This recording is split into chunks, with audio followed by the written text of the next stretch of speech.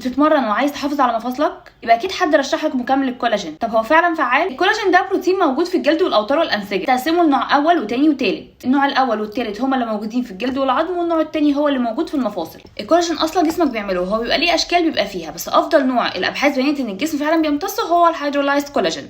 في دراسات اتعملت كانت لمده 20 سنه، لقوا فيها ان الكولاجين ممكن فعلا لو انت بتاخده على شكل مكمل يحسن انتاج الكولاجين الطبيعي عندك. كل ما تكبر سنه للاسف نسبه الكولاجين بتقل عندنا بنسبه 1%، عشان كده ممكن استهلاك الكولاجين من بره يحسن شويه شكل البشره. اتعمل فعلا دراسات كتير على موضوع ان الكولاجين بيأثر على البشره ولا لا، النوع الاول والثالث، ولقوا ان فعلا في تاثير، ولكن ما زلنا برده محتاجين دراسات اكتر. اما النوع الثاني من الكولاجين ده فعلا مفيد للمفاصل جدا، عشان كده لو عندك مشكله في مفاصلك او عظمك المفروض تستشير طبيب هو يحط لك الكولاجين او لا. في دراسه اتعملت لمده 10 اسابيع على ناس كان عندهم تيبس ووجع في المفاصل، لقوا ان فعلا الناس اللي استهلكت الكولاجين دي التيبس والوجع قل عندهم بنسبه 38%. فلو انت شخص بتتمرن وحابب تحافظ على صحه مفاصلك 100% يبقى ممكن فعلا تدخل الكولاجين جوه روتينك، هيديك فوائد زياده، لكن اختار النوع المناسب ليك. انا صراحه جبت النوع الاول والثالث لبشرتي والعظم زي ما ذكرنا في الاول من عند اورجانيك نيشن، بيوفروا كولاجين جودته ممتازه جدا.